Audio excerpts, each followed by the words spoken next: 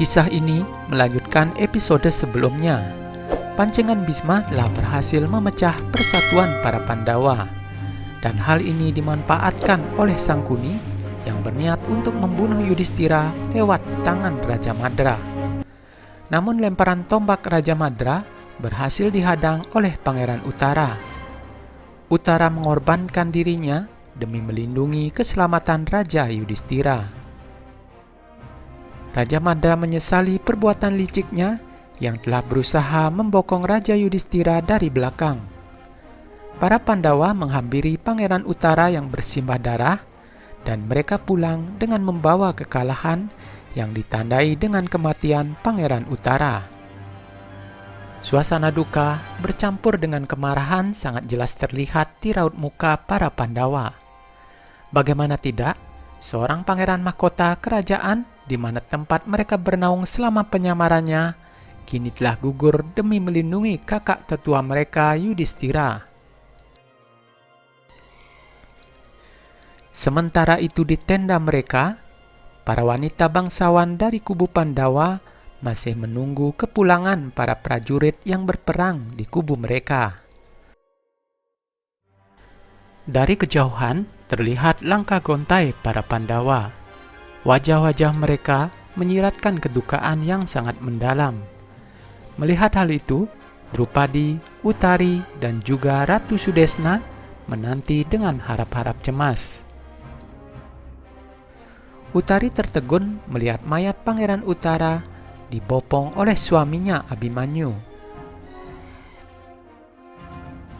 Ratu Sudesna tidak kuasa menahan kesedihan melihat kematian anaknya, dan ia terjatuh dan pingsan.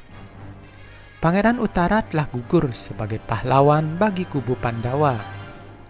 Ia kemudian mendapatkan upacara pemakaman terakhirnya sebagai seorang kesatria.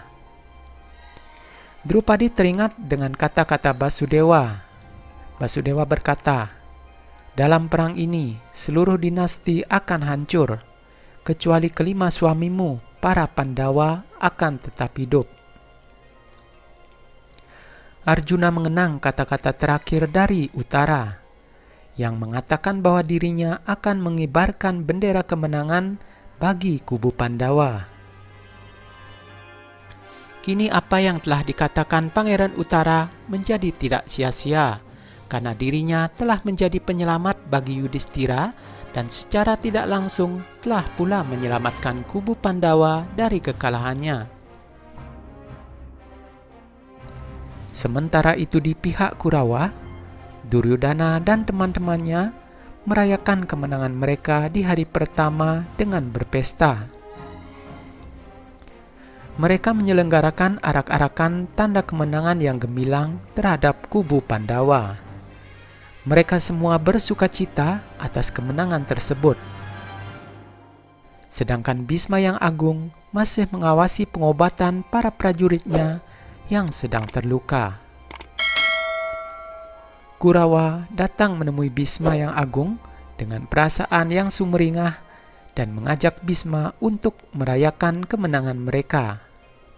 Dursasana berkata, "Yudhistira seharusnya telah mati hari ini, jika saja putra Raja Wirata Pangeran Uttara tidak datang menunjukkan keberaniannya untuk menghadang tombak dari Raja Madra."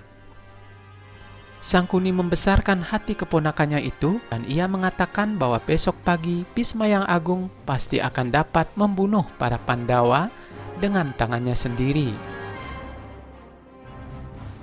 Duryodhana mengungkapkan bahwa setelah kematian Uttara itu, musuhnya pasti akan merasa sangat ketakutan untuk melindungi Yudhistira esok harinya. Raja Madra kembali menunjukkan rasa emosionalnya dengan mengumpat kebodohan Duryodhana. Raja Salya berkata, "Bodoh kau Duryodhana, para Pandawa tidak akan merasa takut sedikit pun menghadapi perang ini. Keberanianmu tidak akan ada artinya sama sekali. Dengan cara membunuh anak kecil, kau sama saja telah menunjukkan kepengecutanmu itu." Bisma berkata, memperoleh suatu kemenangan dapat pula meningkatkan kemampuan. Tapi bagaimana mungkin sebelum kau mengalami kekalahan, kau dapat meningkatkan kemampuanmu? Bisma pun mengingatkan bahwa tanggung jawab tanpa adanya raja, maka tanggung jawab itu akan dibebankan pada Pangeran Mahkota. Bisma meminta agar Duryodhana dapat berpikir seperti seorang raja dan bukan memikirkan kemenangan saja. Bisma mengkhawatirkan bahwa kemenangan hari ini akan menjadi bumerang dan berubah menjadi kekalahan esok hari. Sementara itu di pihak Pandawa, mereka sedang mencari solusi atas kekalahan yang mereka alami di hari pertama peperangan. Pangeran Drestadyumna berkata, "Di hari pertama perang kita telah mengalami kekalahan, dan dari 7 divisi yang kita punya, salah satunya telah dihancurkan oleh Bisma yang agung. Dan Basudewa, ada satu pertanyaan di benak para prajurit kita. Ini adalah perang atas nama kebenaran. Lalu kenapa kita mengalami kekalahan seperti ini?" Basudewa pun mengatakan bahwa dalam suatu perang tidak seorang pun bisa melepaskan diri dari kemenangan ataupun kekalahan. Arjuna juga menimpali dengan mengatakan bahwa tugas seorang prajurit adalah berperang dengan menggunakan senjata yang dimilikinya. Kemenangan dan kekalahan ada di tangan Yang Maha Kuasa. Pangeran Drestadyumna juga mengkhawatirkan bahwa setelah kematian Pangeran Utara, tidak satu pun prajurit yang akan memiliki keberanian untuk menahan serangan dari Bisma dan juga Guru Drona. Krishna pun membenarkan kata-kata Drestadyumna bahwa selama Bisma yang agung dan Guru Drona masih ikut dalam peperangan untuk membela kubu Kurawa, maka kemenangan tidak akan mungkin bisa diraih oleh pihak Pandawa. Nah, strategi apakah yang akan digunakan Pandawa untuk menghadapi kakeknya Bisma dan juga Guru Drona dalam pertempuran esok hari?